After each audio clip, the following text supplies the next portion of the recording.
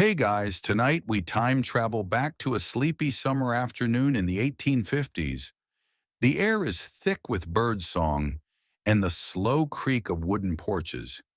You're sitting under a hazy sun in upstate New York, the kind that glows amber through lace curtains and makes everything feel slightly dustier than it should. A cicada clicks lazily nearby.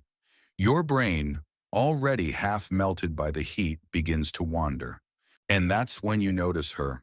A woman in a simple linen dress, sleeves rolled past the elbows, hair pinned hastily, is fiddling with a pair of glass cylinders in her front yard. One holds ordinary air, the other a gas you can't quite place, except it smells oddly sharp and faintly tangy, like a mix between fireworks and soda water. She carefully places both under the sun, adjusts a rudimentary thermometer, and jots something into a leather-bound notebook. It's Eunice Foote, and no, you're not dreaming. Or if you are, it's a very nerdy dream. So before you get comfortable, take a moment to like the video and subscribe, but only if you genuinely enjoy what I do here. And hey, tell me where you're watching from and what time it is in your corner of the world. Now dim the lights, maybe turn on a fan for that soft background hum, and let's ease into tonight's journey together. You shift slightly in your seat, becoming an invisible companion to Eunice, as she squints at her thermometers again. It's a humble scene. No lab coats, no lab, really. But it's the very beginning of a scientific legacy that will someday rock entire industries. The gas in the second cylinder, carbon dioxide, Eunice doesn't call it that just yet, but she's already curious about how it behaves under sunlight. And not in a vague Sunday philosophy kind of way. No, this is targeted, hypothesis-driven, rigorously documented. The jar with the heavy air heats faster. She notices. She records it. She frowns thoughtfully. Scientists today would call this the first experimental evidence of the greenhouse effect. Eunice, she just calls it interesting. It's not exactly what you'd expect from a 19th century woman known more for petticoats than physics, but Eunice is full of quiet surprises. She's not looking for fame. Good thing, too, because the scientific world won't really reward her. Not yet. Maybe not even for another century and a half. But there she is, collecting temperature readings like it's the most natural thing in the world. Meanwhile, her neighbors pass by in carriages and bonnets, unaware that the lady with the jars is rewriting atmospheric science between laundry loads and polite small talk. If anyone stops to ask, she says she's testing air. That usually gets her a puzzled look and a quick change of subject to marmalade recipes or corset fittings. Your eyes drift to the sky, where a couple of crows argue over a branch. You imagine Eunice hearing them and jotting a mental note, not for science, just to remember, because that's how she thinks, in details, in patterns, in quiet moments that others overlook. You yawn. This is slow science, no explosions, no prestige.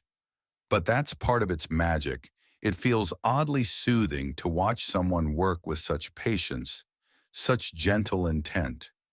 You wonder what she hopes to find. Maybe she doesn't even know. Maybe, like many early scientists, she's following a thread just to see where it leads. You lean closer, now peering into her notebook.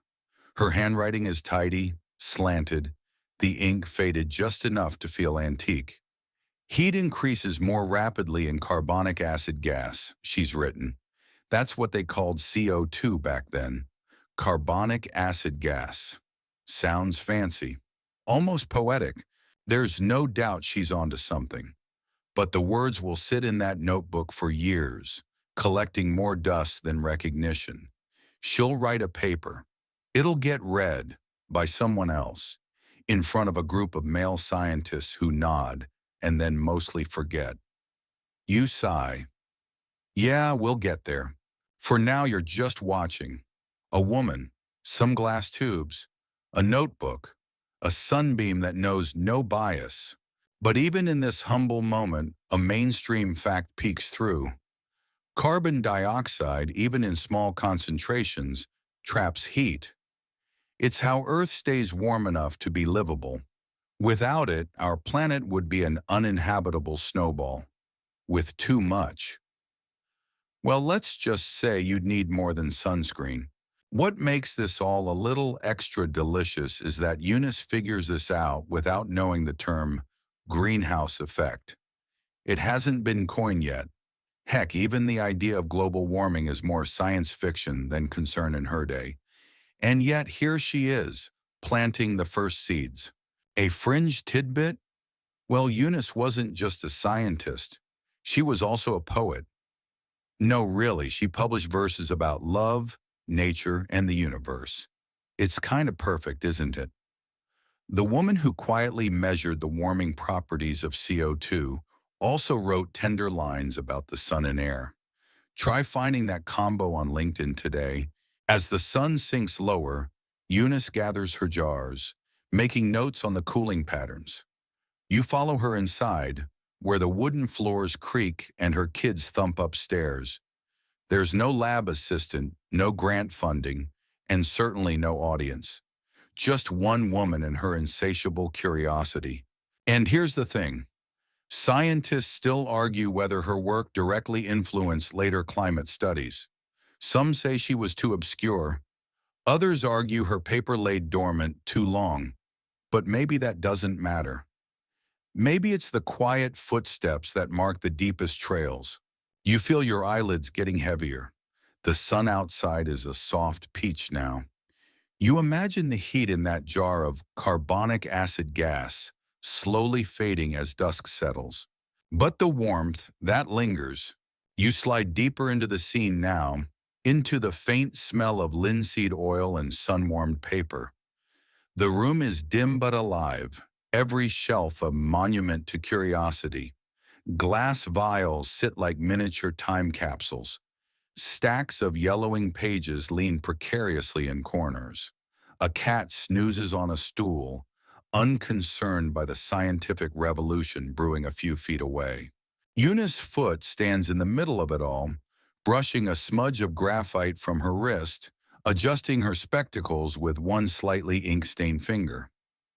The year is 1856. You're in her workshop, though workshop is generous. It's a spare room with poor ventilation, threadbare curtains, and a window that sticks when it rains. But it's hers. She's wearing a corset, of course. This is Victorian America, after all, where women are expected to be polite, decorative, and ideally silent. Yet somehow, Eunice manages to perform careful experimental procedures while dressed like she's about to host high tea. You try to imagine juggling thermometers and gas tubes with a steel frame strapped to your torso. Your ribs feel claustrophobic just thinking about it. But Eunice is used to it. She adjusts her posture, picks up a piece of glass tubing, and resumes her experiment without fuss. You watch as she holds it to the light, checking for air bubbles.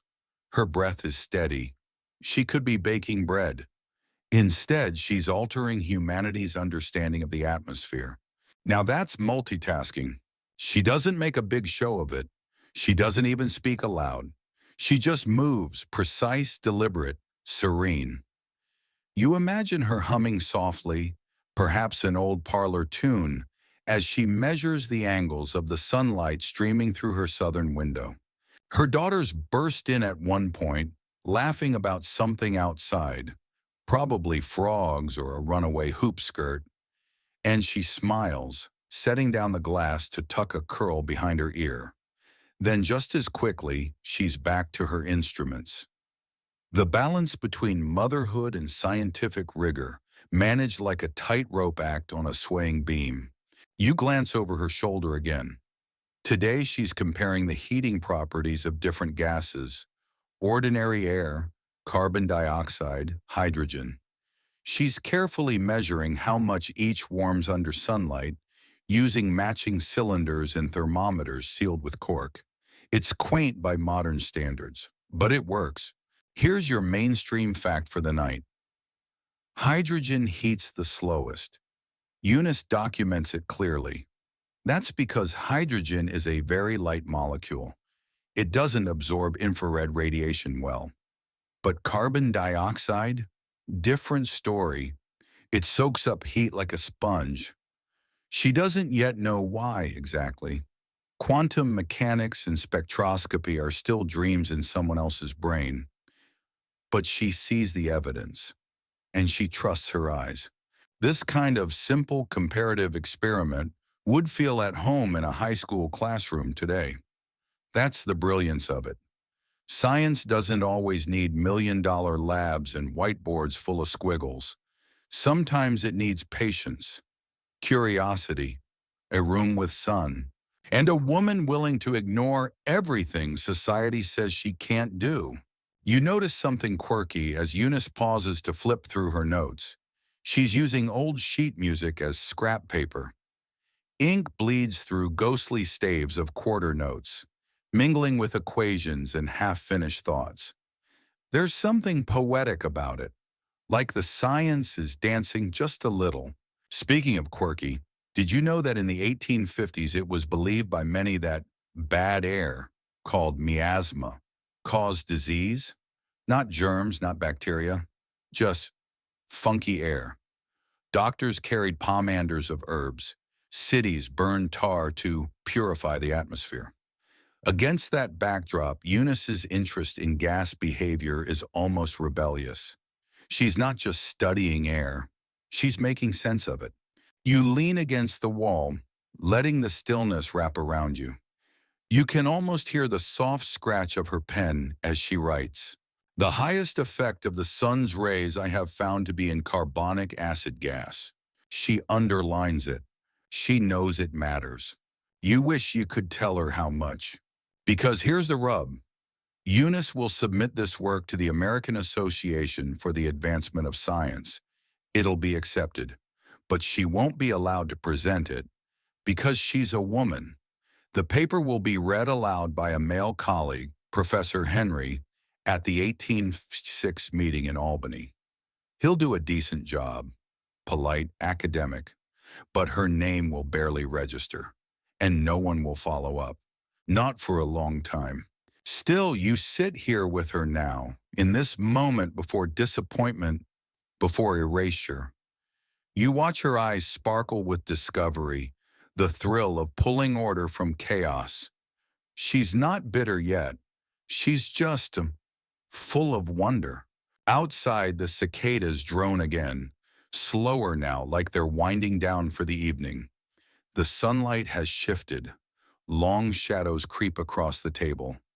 Eunice places a cloth over her jars gently, as if tucking them in. Her day's work is done. You wonder if she'll write poetry tonight. You wonder if she knows that one day someone will rediscover her paper and realize what she accomplished in this little sunlit room. Here's your open scientific debate for this stretch. Scientists still argue whether her experimental setup was precise enough to draw long-term climate conclusions. Her thermometers were basic. Her gas purity might have varied. But the pattern was real. The heat was there. And so was she. You find yourself sleepy now, lulled by the methodical pace of the work, the soft rustle of notes, the steady pulse of someone doing what she loves in spite of everything. And just before the dream pulls you under, you see her glance toward the window. The last rays of sun hit her jars. The CO2 still holds a little more warmth. You drift back into the workshop just as the air starts to feel different. Not in a dramatic sci-fi kind of way. There's no shimmer, no sudden shift. Just a subtle thickening, like the heat is clinging a little longer than it should. You stand next to Eunice again, and this time she's got her brow furrowed, her finger resting lightly on a thermometer. You realize she's noticed it too. The jar filled with carbonic acid gas, what we now call CO2, has held its temperature long after the sunbeam faded. The other jars, cooling fast. This one, still toasty. And that's where the idea begins to take root. That something about this gas, its weight, its texture, its ability to catch and hold heat, makes it behave differently. She writes that down. You nod even though she can't see you. You're both caught in that quiet thrill, the moment when a pattern becomes a theory. Now here's the mainstream science fact you can tuck under your pillow tonight. Carbon dioxide molecules absorb infrared radiation. That's heat, by the way. When sunlight hits Earth, some of that energy reflects back as infrared light. CO2 traps that infrared energy and bounces it around like a pinball machine. This is the basic mechanism behind the greenhouse effect. An idea that hadn't even been articulated yet when Eunice made her observations. But what's so disarmingly simple is how she gets there. No supercomputers, no grant-funded lab teams, just jars, gas, thermometers, and sunlight. She doesn't even have a Bunsen burner. Those won't be invented until a few years later. All she has is the sun, a notebook, and a burning sense of curiosity. You watch her take another measurement, murmuring numbers under her breath. She repeats the experiment 3 times just to be sure. You get the sense she's not someone who takes shortcuts, even when no one's watching, even when no one will give her credit. You lean in closer and notice she started sketching the jars, one with squiggly lines representing the heat, the other almost bare. Beside it, a note: if CO2 retains more heat, what then? You feel a strange twinge. It's the moment just before the implications start to bloom. What then indeed? If this gas traps heat, and if the atmosphere contains it, does that mean the Earth could warm over time? She doesn't spell it out. She's too careful for that, but she sees the edge of the thought and doesn't flinch. Meanwhile, society around her is flinching constantly. This is a time when women were discouraged from even attending scientific lectures, let alone contributing to them. The very idea of a woman conducting physical science experiments was, in some circles, laughable, dangerous even. It might encourage them to think. You chuckle under your breath. Can't have that. Still, Eunice carries on. You follow her out into the garden, where she gathers more air samples. Yes, from her own backyard. The smell of lilac hangs heavy in the air. Somewhere in the distance, a rooster has decided it's morning again. Eunice ignores it. She's too busy wondering why some gases seem heavier, why they press down harder. And here comes your quirky tidbit. In the 1800s, some scientists believed that different types of air, literally different airs, existed in separate layers, like a trifle dessert. Sweet nitrogen here, spicy oxygen there, carbon dioxide lurking at the bottom like an unwelcome raisin. It wasn't entirely wrong, but it was charmingly simplistic. Eunice, as usual, takes what's useful and leaves the rest. You feel the warmth rise again as she places a fresh jar in the sun. This time she uses a mirror to focus the rays more sharply. A homemade solar concentrator. A neat trick for someone without access to lab-grade heat lamps. She's methodical about everything. Labels each jar, logs every temperature, keeps each trial controlled. No drafts, same exposure time, same gas volume. You wonder if she realizes how thoroughly scientific she really is. She never had formal training. She's not a professor, just persistent. You settle beside her on the grass as she waits, arms wrapped around her knees, dress rustling slightly. A soft breeze picks up. You feel like you could fall asleep here, but then she leans forward, squinting at the thermometer. Still warmer. It's working, again. That question creeps back in. What then? You think of today, of factories and highways, jet planes and air conditioners. Billions of tons of CO2 released every year.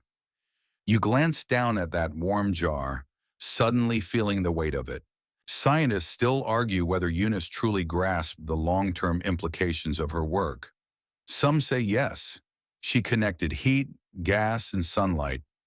Others argue she lacked the tools or context to foresee climate change as we know it. But here's the thing. She asked the right questions. She noticed. And in science, that's half the battle. You hear footsteps again. Her daughter's calling. Dinner must be ready. She gathers her things, brushes grass from her skirt, and smiles faintly as she carries the jars inside like sacred artifacts. You rise too, stretching your legs, blinking in the dusk light. The air really does feel different now. Heavier, maybe. Or maybe it's just the knowledge settling in. That tiny jar, it's a model of our world. You trail behind her as she steps inside, arms carefully cradling the glass jars like they're newborn stars. The front door creaks in protest. She sets the jars down on the kitchen table. Yes, that table. The one where soup's been served and apples have been peeled, and apparently foundational atmospheric research is casually conducted between chores. But tonight feels different. There's a restlessness in the way Eunice smooths her apron. She checks her notes again. You catch a glimpse of them. The temperature differences, the control times, the gases used. Her handwriting is precise, but there's a charged energy in the margin sketches. One jar even has a tiny sun doodled above it. You smile. She's not trying to be cute. It's just how her brain works. Curious, visual, hungry. She sets down her quill. It's time. You follow her into the study where she begins to gather the pieces for what will become her scientific paper. Circumstances affecting the heat of the sun's rays. Catchy, right? Okay, maybe not. But the content? Groundbreaking. She begins writing, cross-legged on the floor, surrounded by reams of scratch paper, ink pots, and the occasional spilled teacup. Her cat watches like a disapproving lab supervisor. You get cozy in the corner, watching her draft the document that will change everything. And yet somehow, almost nothing. The next time you blink, it's several months later. The paper is done, the ink is dry, and it's been sent off to the American Association for the Advancement of Science. Big moment, right? And yet, she won't read it. Not because she doesn't want to, but because she's not allowed. The ABWS, despite accepting her paper, does not allow women to present their own research. Too scandalous, apparently. You might swoon just thinking about barometric pressure. Better let the men handle it. Maybe throw in a Latin quote to keep it respectable. And so, in 1856, her paper is read at the Poisson meeting in Albany, not by her, but by a man named Joseph Henry. He's a respected physicist and secretary of the Smithsonian Institution. Competent, cordial, but definitely not Eunice Foote. You sit in the back of the room as Henry reads her work to a crowd of tweed jackets and pipe smoke. The reaction? Mild interest, some nods, a few polite questions, and then nothing. No follow-ups, no published praise, just a passing mention in a single column of the annual scientific proceedings. Her findings are quietly shelved, like a book no one knows how to read yet. You feel your jaw tense. It's the kind of silence that screams. And here's the kicker. Just 3 years later, another man, John Tyndall, conducts similar experiments. His work will become the cornerstone of climate science. His name revered, his experiments widely cited. Eunice, forgotten. Now here's your mainstream science fact for this section. Tyndall is often credited with discovering that greenhouse gases trap heat, but Eunice's paper preceded his by 3 years. She just didn't have the microphone. The world wasn't ready for a woman with a thermometer and a theory. You glance at Eunice back in her home. unaware of the lukewarm reception unfolding miles away. She's sweeping the front step, humming a tune, as the autumn light casts long shadows across her porch. She thinks her paper will spark discussion, maybe even collaboration. It won't. You sigh, she deserved better. Now for a fringe tidbit. At the very same Albany meeting where her paper was read, spiritualists were also presenting scientific theories about ghosts being measurable with barometers. You imagine Eunice sitting through that and thinking, wait, they get stage time? But here's the part that gets you the most. She keeps going. She doesn't sulk, doesn't rage. She keeps experimenting, keeps writing, keeps raising her daughters and asking smart, inconvenient questions. That's real grit, the quiet kind. You wonder what that must feel like. To be brilliant, to be right, and to be invisible all the same. And yet scientists still argue whether it's fair to call her the first climate scientist. Some say it's too generous, others say it's not generous enough. But definitions aside, there's one thing that's hard to dispute. She saw it first. She saw what CO2 could do, and she wrote it down. You curl deeper into your blanket now. The fire is low. The house is still. You think about all the voices that have echoed through science halls, and how many were left outside the door. You glance at the corner of the room where Eunice's name sits, barely illuminated, waiting for someone, anyone, to say it out loud. But you say it now. Foote, Niwunahawem. The kettle whistles faintly in the next room. You hear it even through the years, through time's thick velvet curtain. Back in Eunice's parlor, the sound is sharper, more insistent, cutting through the hum of a late afternoon. She moves quickly. Tea waits for no one, not even scientists with revolutionary ideas. You follow her into the sitting room where a modest tea tray is set with two mismatched cups and a barely full sugar bowl. She pours with one hand while balancing a folded newspaper in the other. The date reads October 1856. You peer over her shoulder. It's mostly rail schedules and state fair results. But there's a small snippet about a telegraph wire stretching across new territory. Progress, one copper thread at a time. This is a world where technology is stretching its legs, where steam locomotives are roaring through new landscapes and factories are starting to belch smoke like sleepy dragons. You breathe it in. Coal, soot, a trace of ozone. It's the smell of industry's infancy. Eunice sips her tea, her eyes far away. She doesn't know what she's smelling, not yet, but she senses something changing. You know what it is, though. CO2 levels in the mid-1800s were around 285 parts per million. Today, over 420. The increase isn't just a number, it's a temperature dial, inching upward, slowly, almost politely, but it never stops. You settle into the chair across from her, watching her fold up the paper and set it aside.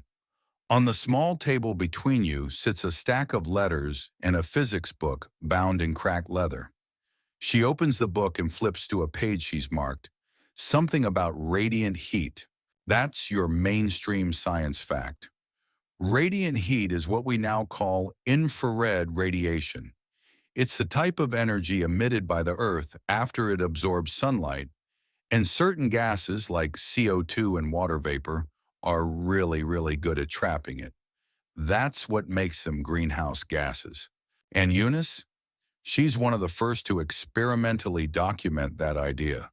With nothing but sunlight, glass tubes, and an unforgiving corset.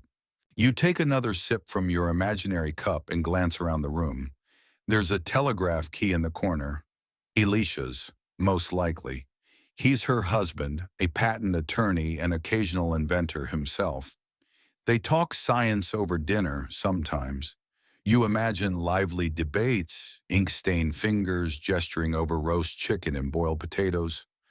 Not the romantic image you'd expect, but it's kind of perfect. Elisha is supportive mostly. He doesn't discourage her work. In fact, he publishes a few papers himself, and the two of them are part of a lively intellectual scene. But he gets to present. He gets his name on programs and journals. Eunice. She gets her paper read by someone else.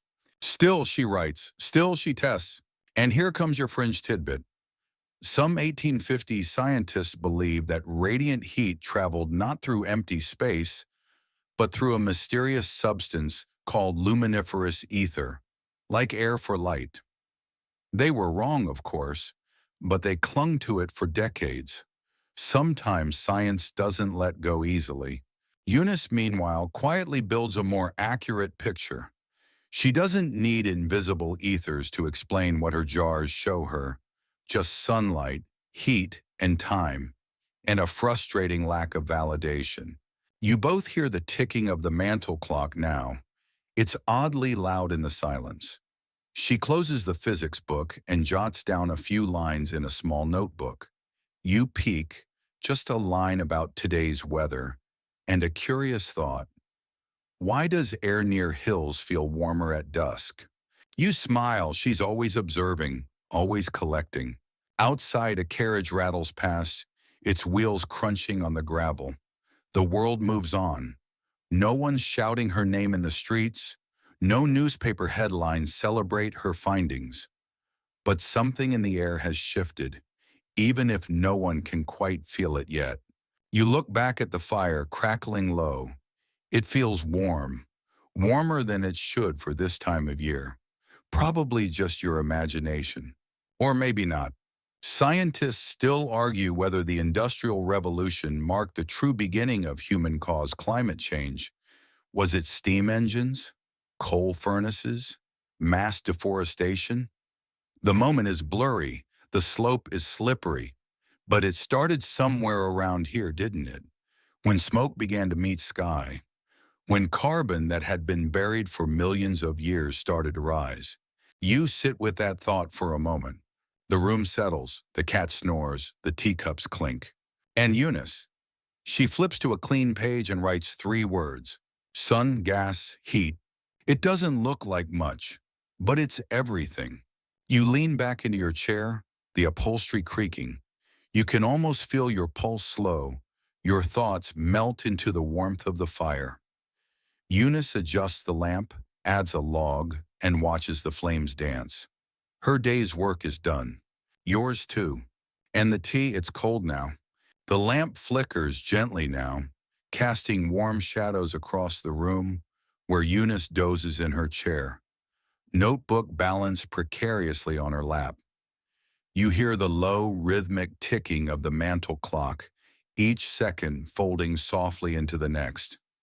Outside, the wind stirs the trees with a dry rustle, and for a moment it feels like the entire world is holding its breath. But your attention drifts back to the table. Not the tea, long cold now, but to the glass jars still faintly fogged with condensation. They sit side by side, quiet as tombstones, yet within them lingers a secret about the earth itself. You lean closer. These jars, remember, were Eunice's test beds, the atmosphere in miniature.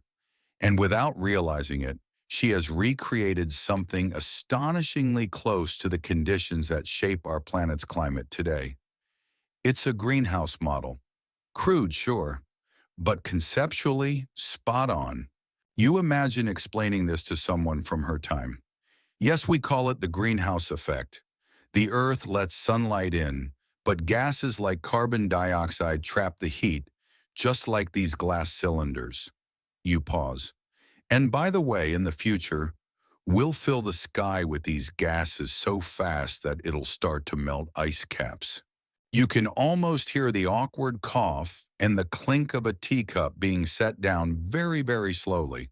Here's your mainstream science fact. The greenhouse effect is essential for life. Without it, the average surface temperature of Earth would be about 18 degrees Celsius. That's 0 degree minimum. It's the reason oceans don't freeze solid, why flowers bloom, why people nap in hammocks. The problem, of course, is when this cozy blanket turns into a sauna, and it all starts with that quiet discovery: CO2 traps heat. Eunice probably didn't call her setup a greenhouse, but that's what it was.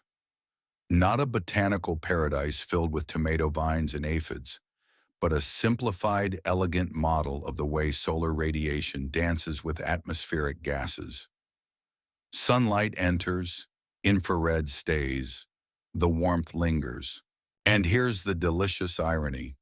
She did this in her garden, outside, surrounded by the natural world she was unknowingly modeling. The layers of symmetry would make a poet weep. And remember, Eunice was one. As you stand there admiring the jars, your thoughts drift to the present day. You remember watching those satellite animations of Earth's CO2 levels, vivid plumes of red and orange swirling around continents like a fever map. It's all very dramatic now, very visual. But back then, it was just ink, thermometers, and sunlight. No global data, no computers, just a single pair of observant eyes and a mind too stubborn to stop asking, what happens if. Now here's your fringe tidbit. Before greenhouse effect became a household phrase, some 19th century thinkers described atmospheric heating as calorific ether trapped by rarefied matter. In plain English, they had no idea what they were talking about, but it sounded nice. You chuckle softly and imagine Eunice reading that aloud, arching an eyebrow, and promptly reaching for her own notes instead. You can tell she trusts her data more than the jargon. She's not interested in the poetry of heat. She wants the numbers, the patterns, the repeatable proof. She observes that sunlight passing through regular air heats more slowly than sunlight passing through CO2-rich air. And though she might not have the molecular language to explain why, she knows it's consistent. And that consistency, that's the heartbeat of science. As she stirs beside the fire, you imagine the questions still swirling in her half-dreams. Why does heavier air trap more heat? How much is too much? Could this affect the whole atmosphere someday? And here's where scientists still argue. Was Eunice's setup too simplified? Were her thermometers sensitive enough? Some modern scholars say yes. It's more of a suggestive observation than a rigorous experiment. Others argue no. It was exactly the kind of foundational insight science is built upon. Just because the instruments weren't fancy doesn't mean the mind wasn't sharp. You find yourself siding with the latter, because as you watch the jars glow faintly in the firelight, you realize that they hold something far more enduring than warm air. They hold a question, and questions are dangerous things, especially in a time when women weren't supposed to ask them out loud. You tiptoe to the window. The moon has risen, soft and round like a coin on velvet. The garden below is still, except for a low breeze brushing against the hedgerow. You imagine Eunice's jars out there under moonlight, absorbing a different kind of radiation now, colder, more subtle, but no less real. But no less. In fact, did you know that the Earth emits infrared radiation even at night? That's how it cools itself, by radiating heat back into space. But greenhouse gases slow that process down. Like a blanket that doesn't let your body heat escape, the Earth breathes out, and the gases breathe it right back in. So you stand there at the window, imagining Eunice on a different evening, noticing that her jars cool more slowly than they should. And just like that, another piece clicks into place. The warmth lingers, the insight grows, and you're here for all of it, one sleepy observation at a time. The evening drapes over the neighborhood like a soft quilt. Street lamps haven't been invented yet, so darkness settles quickly, comfortably. The moon is your only overhead light now, filtered faintly through the parlor window. It pools like milk on the floorboards.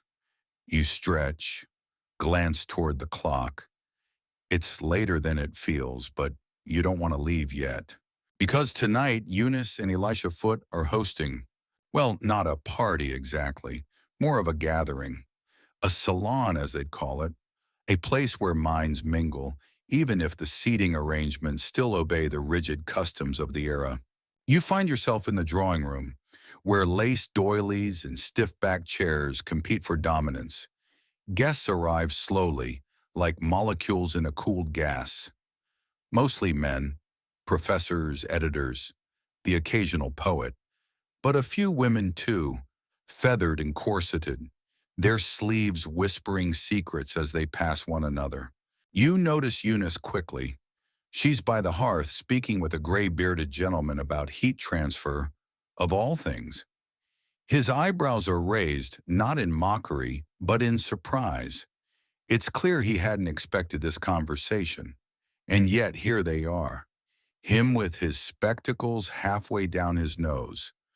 Her with a glint in her eye that suggests she knows exactly what she's doing. You smile, this is where she shines.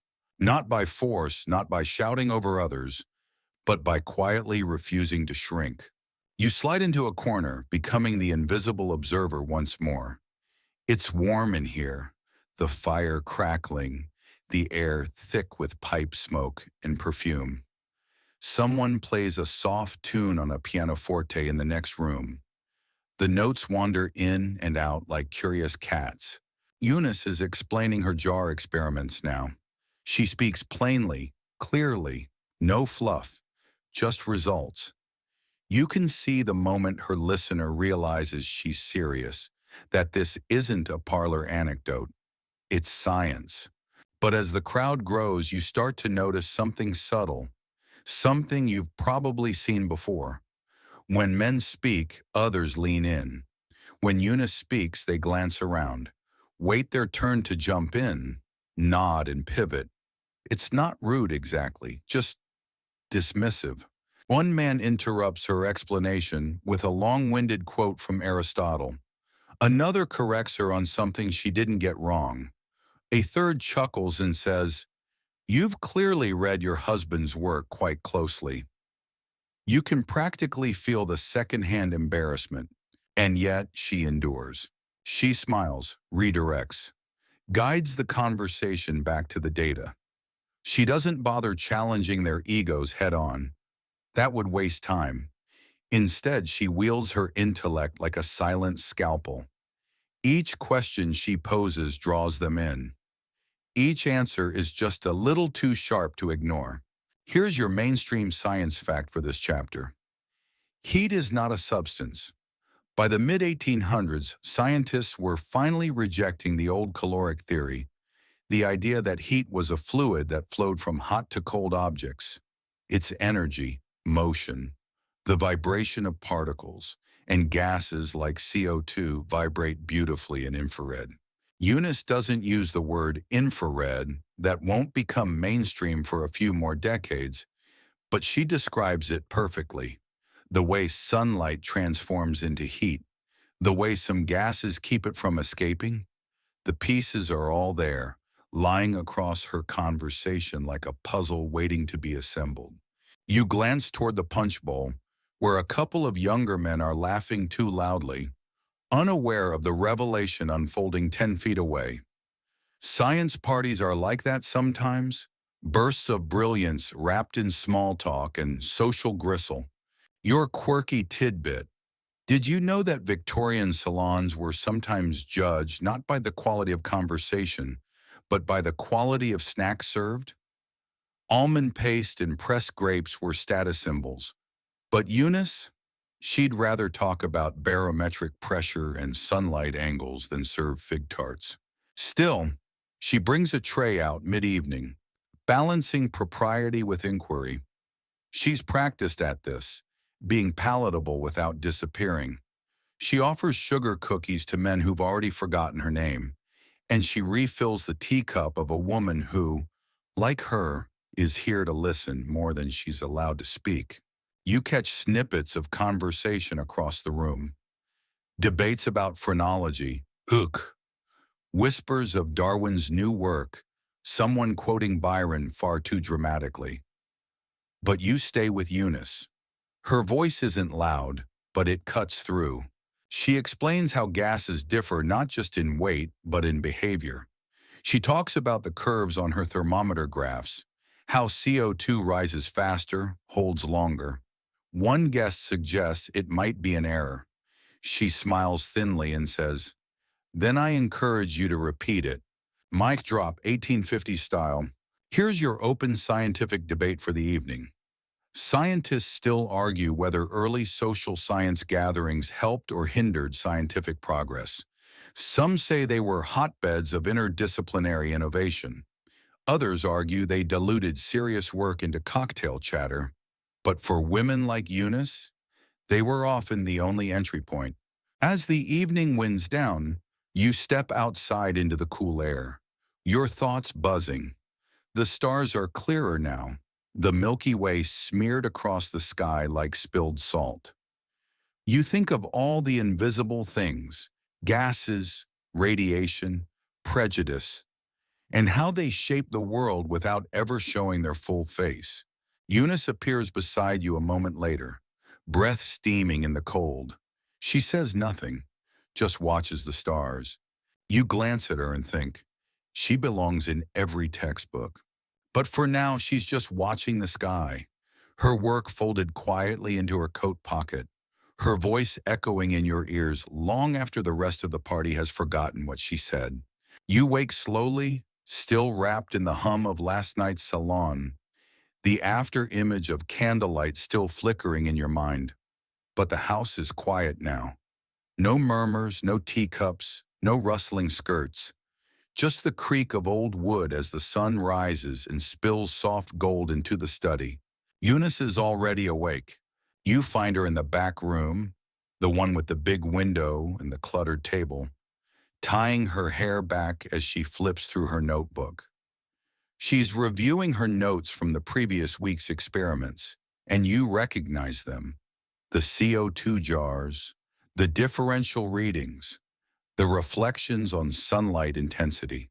But today feels heavier somehow, because Alicia is gone. Not permanently, don't worry.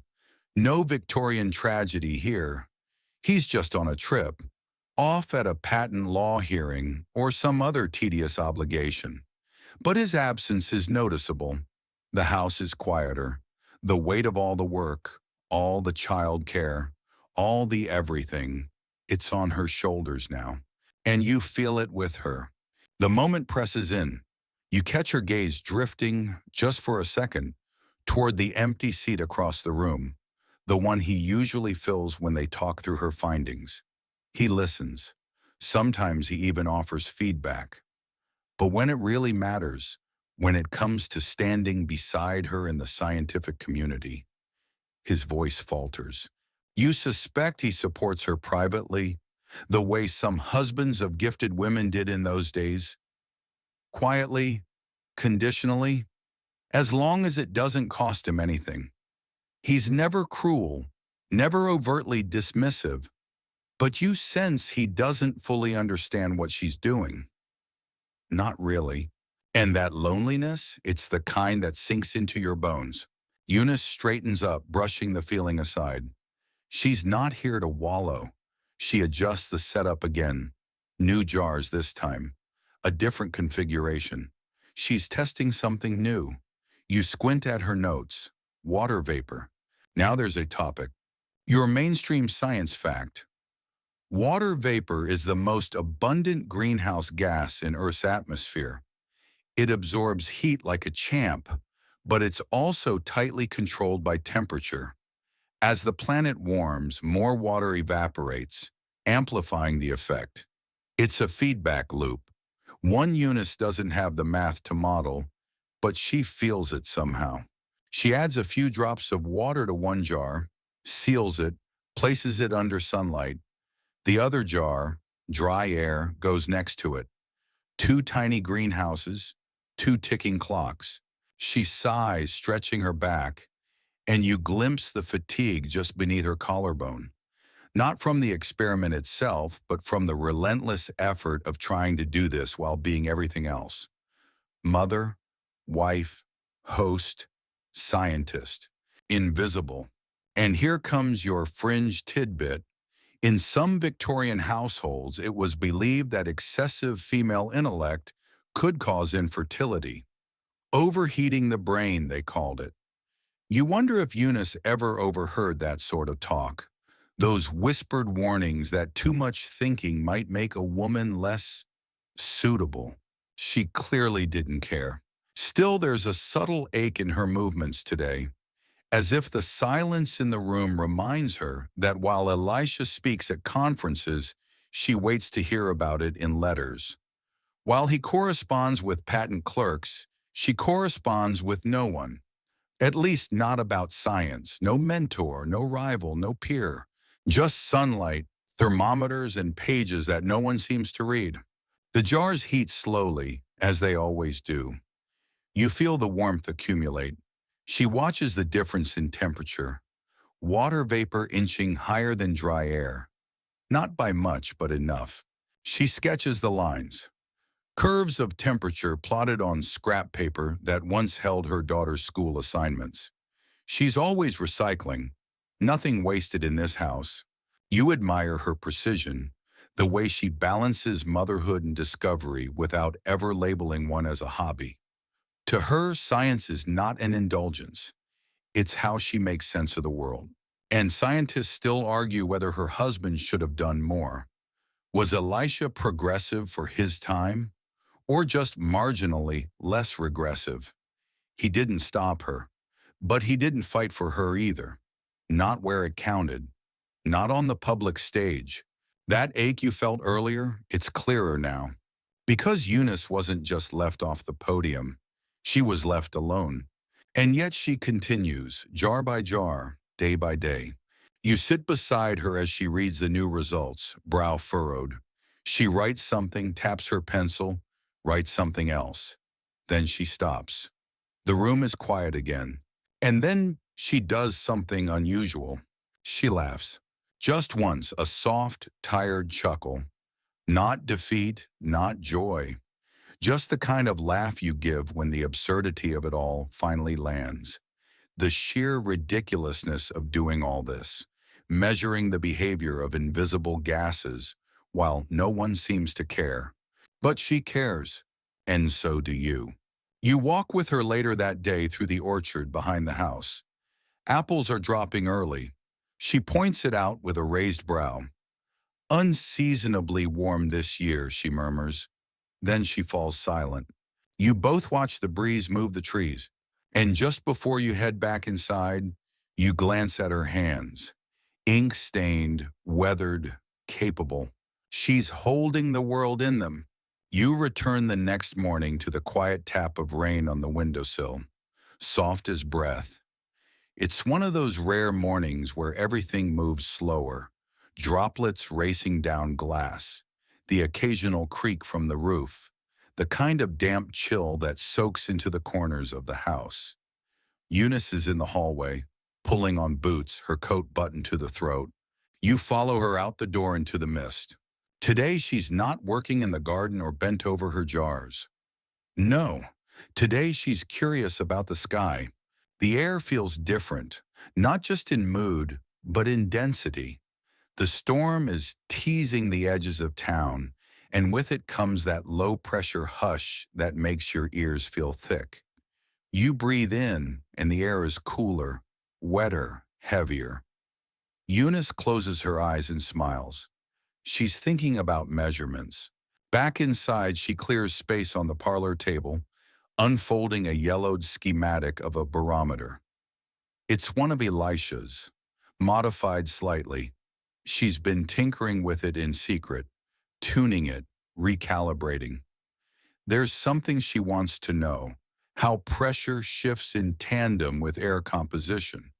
It's still atmospheric science, but now she's aiming higher. Literally. Today she's dreaming about balloons. And that may sound whimsical, but don't laugh. Balloons were the satellites of her time, floating instruments, drifting into the unknown with thermometers and barometers strapped to their sides. By the mid-1800s, balloon ascents were a mix of spectacle and science. People gathered in fields to watch them rise, all silk and smoke, hoping to touch the edge of the heavens. Eunice doesn't have a balloon, but she has a mind that soars just as high. Your mainstream science fact: weather balloons are still used today to collect critical atmospheric data. They measure temperature, humidity, and pressure at different altitudes, helping us build models of weather systems, and yes, climate patterns too. Without them, our forecasts would be like shooting darts in the dark. Eunice sketches a theoretical flight path. You glance over her shoulder and spot her calculations: how temperature drops with altitude, how pressure changes with height. Her math is solid. She's guessing at layers of atmosphere she'll never see firsthand, but she gets surprisingly close. And here's your quirky tidbit. In 1859, a balloon named the Atlantic was launched with the hope of crossing the ocean. It carried food, instruments, and even a small printing press. The journey failed, but the ambition, pure 19th century magic. Eunice likely read about it. Her eyes would have lit up at the thought of scientific instruments gliding above the clouds, gathering data no one had ever seen. She'd have had 1,000 ideas in that moment. What gases behave differently up there? Does carbonic acid gas stratify? What happens to radiant heat in thinner air? You see her start drafting again. This time she's imagining experiments at altitude. A simple thermometer inside a sealed jar. Could she send one up and measure the change? Could she prove that CO2 traps more heat even when thinned by elevation? It's theoretical, yes, but the thought alone carries her. You realize sometimes the most revolutionary ideas are the ones that never get built, but still ripple through the fabric of the future. Scientists still argue whether she influenced later high-altitude research. There's no direct line from Foote to the first atmospheric-sounding rockets, or even to the pioneering work done in the Swiss Alps decades later. But influence isn't always linear. Sometimes it's a cloud that drifts quietly into someone else's storm. Eunice walks to the window again. The rain has slowed. She opens the sash slightly and holds her hand outside. Testing wind direction, you think. Then she laughs. Turns out it's just to feel the drizzle on her palm. And in that moment, something clicks. She's not chasing a claim. She doesn't need applause or articles. What she wants, what she's always wanted, is to understand the world better than she did the day before. She's not mapping the skies to impress anyone. She's doing it because the skies are there. You help her later as she folds the paper and tucks it into a wooden box with her other weather notes. She labels it Atmospheric Experiments, Theoretical Only. The modesty of it makes your chest ache. Because you and I both know, there's nothing only about it. That afternoon, the sky clears slightly, and Eunice heads outside again. Not to the garden this time. She walks to a nearby hill, a grassy rise where the air moves differently. She kneels and opens a tiny weather journal, sketches a horizon line, and jots down how the wind behaves here versus down below. It's all observation, quiet science. And you? You follow close behind, holding the silence like a gift. You pause near the top of the hill. Look up. The clouds are higher now, the light softer. For just a second, you imagine what it must be like to float up there, sensors in hand, notes rustling in the wind, measuring the breath of the earth. Eunice turns to you. She doesn't say a word, but in her gaze, you see it clearly. She already is. You descend the hill slowly, grass brushing your ankles, the sun low behind you. The sky is a wash of soft grays and golds. No dramatic thunderheads, no rainbow arcs. Just a quiet, unsettled atmosphere. The kind that makes you think. Eunice thinks too, always. Back in the parlor, she's reviewing her old notes again. The ones from those first jar experiments. Her handwriting trails a little now, more slanted, the ink faded in places. She's older. Not old, but time has added a few thoughtful creases to her eyes, and a deeper stillness to her presence. You feel it when she exhales. She's circling a question she's never stopped asking. What happens if the air keeps warming? And today, you're going to help her trace that question forward. Because this is where the story begins to shift, from quiet discovery to global debate. You sit beside her, watching her run her fingers over the edge of a sketch. Two bell-shaped temperature curves, just slightly offset. The line for carbonic acid gas always rides a little higher. That's the pattern. That's the warning. But back then, few saw it that way. Today, everyone sees it, and no one agrees. Here's your mainstream science fact. Modern climate models use thousands of data points to simulate the Earth's future temperature. CO2 is the primary focus because it lingers in the atmosphere for hundreds of years and has a high radiative forcing value. Translation? It's like rolling the car windows up and cranking the heater, slowly but relentlessly. But in Eunice's time, this wasn't a concern. No one was worried about global warming. Industry was still young, smokestacks were symbols of progress, and coal was as common as conversation. The atmosphere was seen as infinite, an exhaust pipe with no back pressure. Eunice, of course, never predicted global catastrophe, but she saw the mechanism, and she saw it before anyone else put it into those terms. Which brings us to the present and to the debate. You flip through modern headlines with her ghost beside you. Temperature records broken, polar ice collapsing, species vanishing in silence. Scientists today argue not about whether climate change is real, but how fast it's accelerating, how much tipping points matter, how many feedback loops we've already triggered, and most fascinatingly, whether we ever had a warning. You look back at Eunice's jar. That was the warning. You feel that now in your chest, like a hush in a crowded room. Here's your quirky tidbit. Some early 20th century scientists thought volcanoes caused climate change, not warming but cooling. In fact, after the 1815 eruption of Mount Tambora, the world experienced a year without a summer. Crops failed. Snow fell in July. Mary Shelley wrote Frankenstein in a damp lakeside villa, inspired by the gloom. So yes, eruptions do influence climate, but they're temporary, years, not centuries. CO2? That's a house guest who doesn't leave. Ever. No matter how many polite hints you drop. You scroll further into today's data streams. Satellite readings, ice core samples, coral bleaching maps. And still the debate rages about carbon taxes, greenwashing, adaptation versus mitigation. And scientists still argue whether the models are conservative or alarmist, whether we've already passed a point of no return, whether the oceans will buffer the worst or make it worse. But back then, in a sun-drenched room with jars on a windowsill, none of that was noise yet. Just one woman, one idea, one steady pulse of heat in a sealed cylinder. Eunice looks at you across time. You imagine her asking, did anyone listen? You want to say yes. You want to say her work became famous overnight, that it sparked reforms, that people stopped and rewrote the textbooks, but they didn't. Not yet. Instead, her name went missing. Her contribution buried under louder men and newer headlines. Even John Tyndall, whose work 3 years later would earn the spotlight, never mentioned her.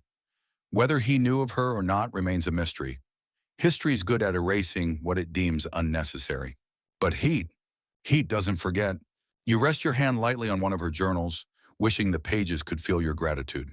She didn't just plant the seed of climate science, she watered it with clarity and courage. And now that seed has grown into a tangled forest of equations, simulations, politics, and protest signs. You step outside again, barefoot this time. The evening is warm, warmer than it should be. Not sweltering, just off. The air clings in that too familiar way, like the planet itself is running a mild fever. You stare up at the sky, where the clouds have thinned to streaks, the stars pushing through. And you remember her question, what happens if the air keeps warming? You still don't know the full answer, but she asked it first. The next time you visit, the house is quieter. Dust gathers a little more confidently in the corners, and the fire hasn't been lit in a few days. You move carefully, like the walls themselves are listening. Eunice's desk is still there, though, the same one. Sturdy legs, scratched top, ink spots that look like constellations. Her journals are stacked neatly, tied with twine. You untie the top one gently, like unwrapping something sacred. This is the chapter where her voice goes dim. Not because she stopped, but because the world simply stopped noticing. After her 1856 paper, no further publications followed in any scientific journal. Not because she ran out of curiosity. Her notes are full of fresh observations, questions, theories, but because her name, her findings, and even her access simply faded into the background noise of a world that wasn't ready to listen. You scan the pages. The ink is lighter here. Her handwriting loosens, grows more introspective. Less data, more reflections. One page reads, "What use is a theory if no one hears it? You don't have an answer." Here's your mainstream science fact. Science isn't just about discovery, it's about dissemination. A theory needs a voice, a platform, a crowd willing to listen. Many brilliant minds were forgotten not because they were wrong, but because they weren't heard. Eunice's experiment was sound. Her observations were repeatable, but without institutional support, she became a footnote. And for nearly 150 years, that's all she was. You walk to the tall bookshelf at the back of the room. It's packed tight, books arranged with Victorian precision, Darwin, Herschel, Humboldt. But no mention of Foote. Even Elisha, her husband, published multiple scientific papers and patent filings, all recorded and cataloged. Her work, meanwhile, lived in silence. You trail your finger along the dusty spines, and suddenly your hand stops. There, wedged between volumes of meteorological proceedings, is a folder. Thin, fragile. You open it slowly. It's not a lost manuscript. It's something far more heartbreaking: rejection letters. Not formal rejections, just letters from other scientists, declining to correspond, ignoring her questions, responding to her theories with polite disinterest. Your findings are intriguing, but likely coincidental. This field is better left to trained physicists.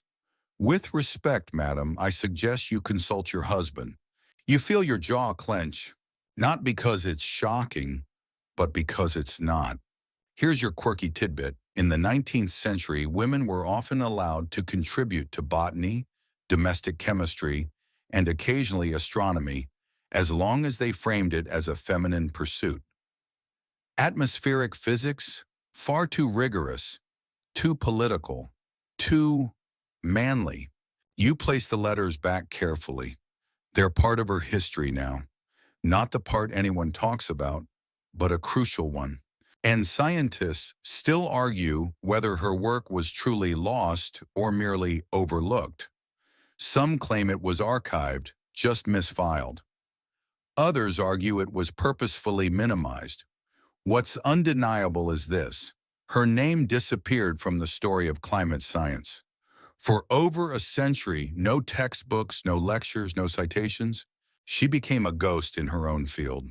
You sit at her desk and flip to a page near the back of her notebook. She's drawn a diagram of Earth, not a detailed map, but a circle labeled with layers of atmosphere. She's guessed at temperature gradients, plotted gas densities. Her math is intuitive, visual, thoughtful. You wonder what might have happened if someone had built on this, if she'd had a lab, if her experiment had been taught in schools. You glance out the window. The trees outside are bare now. A crisp breeze taps at the glass like a quiet reminder. Winter's coming. And with it, the knowledge that for decades after her work, people would continue to ignore the heat rising in the atmosphere. You step into the small local library later that afternoon. It smells of old leather and wet coats. You scan the archive drawers, fingers flying past the F's. Her name doesn't appear. You whisper it anyway. Foote, because here's the thing. Even when no one's looking, no one's listening, science remembers. The data remains, the results persist. Her experiment still holds up. And you're holding it now. You sit in the library a long time.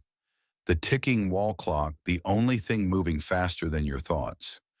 Outside, the rain has started again, slow and steady, like the patient breath of the earth trying to cool itself. You rest your hand over the drawer where Eunice's name should have been. And then, just as you're about to give up, you pull out your phone. Because you're not in 1856 anymore.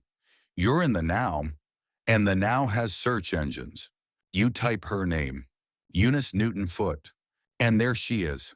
Not in textbooks, not yet in most classrooms, but in digital archives, in scientific blogs, in feminist forums, in the footnotes of long overlooked conference proceedings. A slow rediscovery, pixel by pixel. You scroll through PDFs of her 1856 paper. You find scans of the key Kiberiais meeting records, her name sandwiched between men whose legacies were sealed the moment they stood at the podium. You watch a YouTube lecture titled, "The Woman Who Discovered the Greenhouse Effect." Her story is being resurrected by historians, educators, even climate scientists who finally say, she was first. It feels like justice. Soft, long-delayed justice. The kind that doesn't come with fireworks but arrives quietly, like recognition whispered between generations. You walk back to her house, not literally but in your mind, and picture her there, wiping soot from her hands after tending the stove, unaware that in 2025 her name is lighting up research journals, hashtags, university posters. You smile. Here's your mainstream science fact. In 2011, a geologist named Raymond Sorensen rediscovered her paper while researching early climate literature. He recognized its significance immediately. That moment triggered a chain reaction. Now universities mention her. Scholars cite her. Her legacy is quietly reassembling itself. And yet it's not just science catching up, it's storytelling. You find her name in a list titled Women Who Were Erased. Next to her, Rosalind Franklin, Lisa Meitner, Chen Shung Wu. You start to realize how many stories we've been missing, how many names have been trapped beneath dust, waiting for someone to lift the cover. And here's your quirky tidbit. The very scan of Eunice's original paper online, it has coffee stains on the page. Whoever digitized it didn't clean it up. And you kinda love that. It makes her work feel real, tangible, as if she passed it to you across time and said, "Here, this is what I saw." But even in this digital resurrection, things are messy. Some sources still call her findings anecdotal. Others argue she wasn't the first to observe these patterns, just the first to write it clearly. Some confuse her with her daughter, also named Eunice. History, it turns out, is as patchy as a worn quilt. And scientists still argue whether rediscovering these forgotten contributors changes the trajectory of science itself. Is recovery enough? Or do we have to ask, what would have happened if she had never been erased in the first place? You wonder about that too. If Eunice had been given a lab, a platform, a team, how far might she have gone? Could she have predicted climate change in the 19th century? Could she have sparked a movement earlier? Or would the world still have looked away? These aren't just questions for nostalgia. They're questions for now, because we're still deciding who gets the mic, who gets the funding, who gets the stage. And you begin to understand, remembering Eunice isn't just about honoring her. It's about making sure the next Eunice doesn't get left behind. You sit by the fire again. Yes, you've imagined her home back to life now, and watch the steam from your tea rise like the warmth in her jar, the warmth that started it all. You picture her standing beside you, not as a ghost, but as a woman who waited too long to be seen. And now, people are looking. A modern science exhibit in Chicago features her. A children's book tells her story. There's even a line in a Netflix documentary that flashes her name for just a moment. You smile. It's not enough yet, but it's more than before. You open her paper one more time. The highest effect of the sun's rays I have found to be in carbonic acid gas. No flourishes, no grandeur, just the truth. Still true today. You scroll to the comments below the PDF scan. One reads, "How have I never heard of her before?" Another, "I'm naming my daughter Eunice." You close the tab slowly, letting the moment sink in. Her name is no longer buried. It's glowing. The house is colder now. The windows fog at the corners. The light through the curtains is thin and slanted, the kind that makes everything look a little older than it is. You find yourself alone in Eunice's room again, her journals boxed up, her scientific instruments tucked away, the glass jars long since cleared from the windowsill. But her presence lingers like warmth in a sealed jar. You sit quietly with her final notebooks, the ones she didn't expect anyone to read. Her handwriting is slower here, the ink a little shakier, but the thoughts? Still sharp, still curious. She's wondering things you'd expect, about light, about pressure, about air, but also about patterns, the kind that stretch beyond gas molecules and into ecosystems. She starts describing seasonal shifts, warmer springs, earlier blooms, drier soil. She doesn't have the data to prove it. No satellite imagery, no global averages. But she sees the signs. She writes, "The apple trees do not wait for April anymore." You sit with that sentence a long time. Because this is where things get eerie. She didn't know what would come. She couldn't. But she felt the earth shifting beneath her feet, and somehow she guessed where it was headed. Here's your mainstream science fact. The last several decades have seen consistent, measurable increases in global temperatures, the 10 hottest years ever recorded. All within the last 2 decades, glaciers have retreated, sea levels have risen, forests have burned in places where snow once fell. The science is no longer in question, only the timeline. But Eunice sensed it before anyone else charted it. She didn't have satellites. She had sunbeams and thermometers, and that was enough. You flip to a page near the back. There's a chart, not of temperatures but of ideas. She's mapped how light moves through air, how heat behaves in enclosed systems, and how, if gases like carbonic acid increased, they might change the climate of the whole Earth. Let that sink in, the climate of the whole Earth. And here's your quirky tidbit. In the 1800s, some thinkers believed the Earth was gradually cooling, that we were drifting toward another ice age. There were even theories that sunspots could predict famines and revolutions. To be fair, the sun is unpredictable, just like science conferences.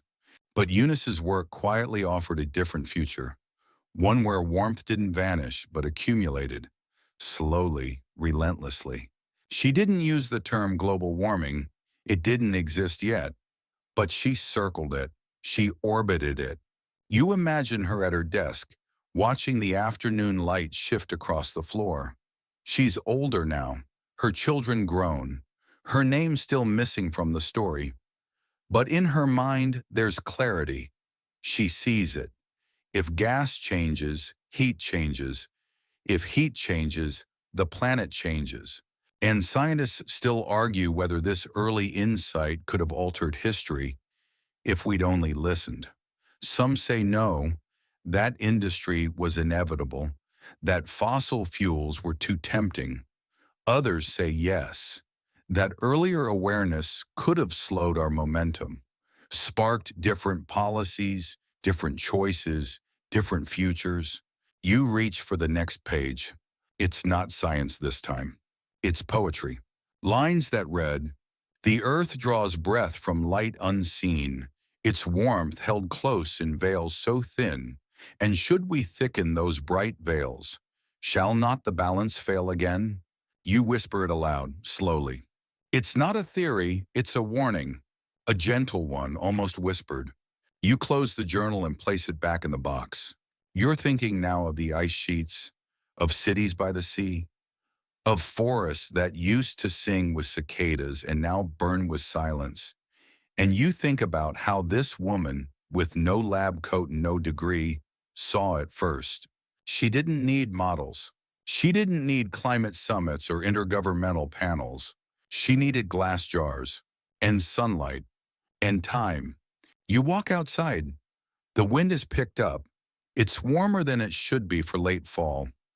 You stand there a moment, eyes closed, trying to imagine how she felt the first time her CO2 jar stayed warm just a little too long.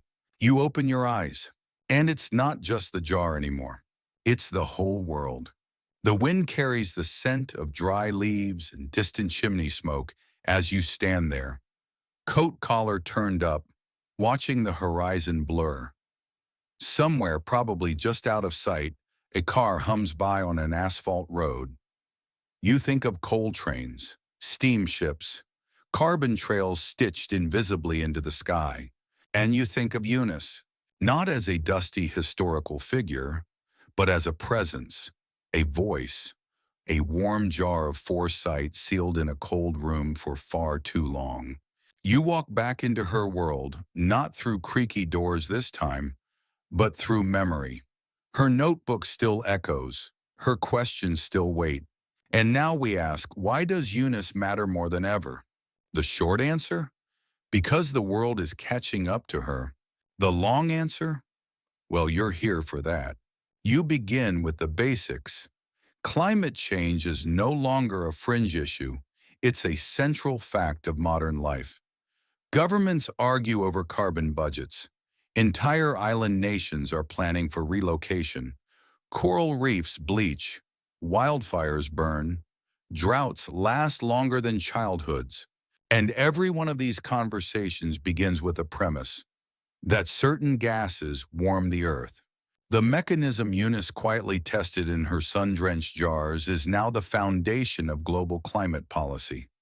It's in every IPCC report, every climate simulation, every net zero roadmap. Her observation has become a truth too large to ignore, like the sun itself, just harder to look at directly. Here's your mainstream science fact. Carbon dioxide currently accounts for about 3/4 of global greenhouse gas emissions. It's emitted through burning fossil fuels, deforestation, and industrial processes. And it stays in the atmosphere for centuries, warming the planet long after the smoke has cleared. Now think about Eunice, 1856, watching a glass jar heat up under a patch of garden sunlight. That's how far back the story goes. But it's not just the science, it's her. Because Eunice was erased, and remembering her now isn't just a warm historical footnote, it's an act of restoration, rebalancing, justice. You settle into a worn armchair in your mind, flipping through the latest climate news. Heat waves in Europe, coral collapse in the Pacific, a new carbon pricing initiative in Canada. You wonder what Eunice would make of all this, if she'd be proud or horrified or both. And here's your quirky tidbit. In 2019, NASA tweeted about her. Yes, NASA. They called her a pioneering climate scientist. Just 3 words, but enough to revive her in a new generation's eyes. Suddenly, school teachers were printing her name on classroom walls. Students were putting her face on science fair posters. She was trending. It took 160 years. You laugh gently, not bitter, just marveling at time's sense of humor. And scientists still argue whether late recognition is better than none at all. Some say honoring overlooked contributors is symbolic, not structural. Others argue that symbols are structure, that every restored name rebuilds the system from within. You look at Eunice's name printed in a modern climate textbook, just a line, a citation, a quiet return. And yet it means everything, because when young women see her name, they see possibility. They see history bending slightly, correcting itself. They see someone who didn't wait for permission to explore. You stand stretching. Outside, the sky is thick with clouds, but not heavy enough for rain. Just a dense hush. You imagine Eunice walking through your time, eyes scanning dashboards of global carbon readings, fingers hovering over satellite climate maps. Would she recognize her fingerprints on them? You think so, because what she offered wasn't just a data point, it was a way of thinking, a proof of concept, an invitation, observe, measure, question, and she did it without prestige, without a lab, without a podium. She did it because the sun was shining, and she wanted to know why the air felt warm. You take a deep breath. Because here's the thing. In this moment, this strange, warming century of ours, we need Eunice more than ever. Not just for her experiment, but for her patience, her humility, her persistence. We need her quiet clarity in a world full of noise, her insistence on understanding, not just reacting, her refusal to wait for permission to be curious. You sit back down and pull out your phone again. Search Foote greenhouse effect. Over 200,000 results. You exhale slowly, feeling a warmth in your chest that has nothing to do with carbon dioxide. The world finally knows her name. But more importantly, it knows what she saw. The sky is dimming now, pulling soft shadows across your thoughts.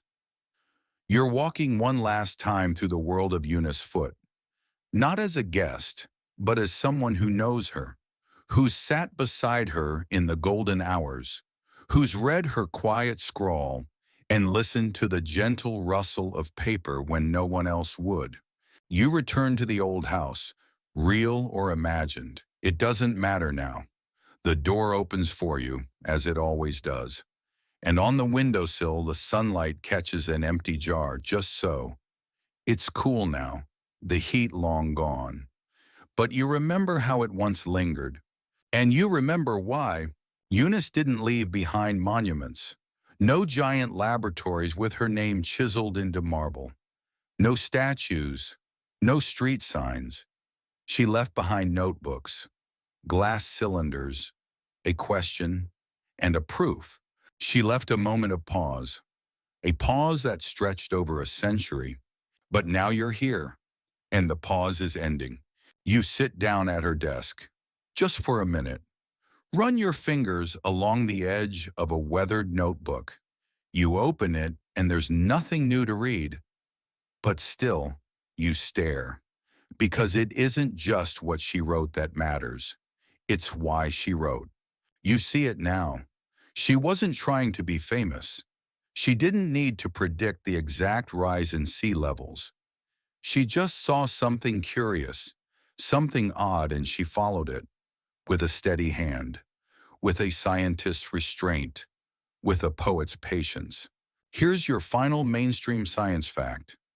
Every climate model used today, from NASA's Earth System model to the IPCC's scenarios, relies on that same foundational principle Eunice observed in her backyard, that CO2 traps heat. More of it, more heat. Less of it, less. She saw it first. But what she couldn't see, what she couldn't possibly have imagined, was the scale, the smoke trails of jets, the mirrored curve of CO2 and temperature on the same graph, the deforestation visible from space, the ice shelves crumbling in slow motion, louder than applause. She couldn't know, but she guessed. You flip to the last page of her notebook and see her handwriting has faded. The ink is thin, the pressure light, but her last line is still visible. Time reveals all. You sit with that. And here's your fringe tidbit, your final curious note for tonight. Scientists studying ancient air trapped in glacial ice can measure CO2 levels from thousands of years ago. Little air bubbles frozen in time, like tiny versions of Eunice's jars, holding the story of Earth's atmosphere in suspended breath. She would have loved that. And scientists still argue, yes, still, about how fast we're moving, how soon we must act, whether adaptation is enough. But fewer argue, if any more. The if was settled long ago, maybe even in 1856, by a woman with a sunbeam and a question. You rise slow and warm, the room fading into soft edges. Her journals go back into the drawer. The jar glows one last time, then turns clear and ordinary, just as it once was. You step outside. The night air is cool again, but not cold. A wind moves gently across the fields. The earth spins on. And somewhere in the folds of time, Eunice walks under a violet sky, her thoughts like heat rising from glass. She knew. She always knew. And now as the story settles, so do you. Your breath slows, your eyes soften. The sounds of the day pull back like an ebbing tide, leaving only the hush of thought and the gentle hum of memory. Imagine her one last time, not standing in the spotlight, but beside a window, fingers resting on glass, watching sunlight filter in as dust dances lazily through it. She's not racing, not pleading, just noticing, just listening to what the earth is already saying. And maybe in this quiet moment before sleep, you can hear it too. The subtle language of warmth and light, the messages carried in the wind, in the slow shift of the seasons, in the shape of a cloud you don't quite recognize. The world is still full of questions. And maybe that's the point. You don't need all the answers tonight, just the comfort of knowing that curiosity endures, that the people who came before you left something beautiful behind, that their voices, though silenced for a time, can still rise, still glow, still guide. So let your thoughts float like mist. Let your breath be the breeze across a field.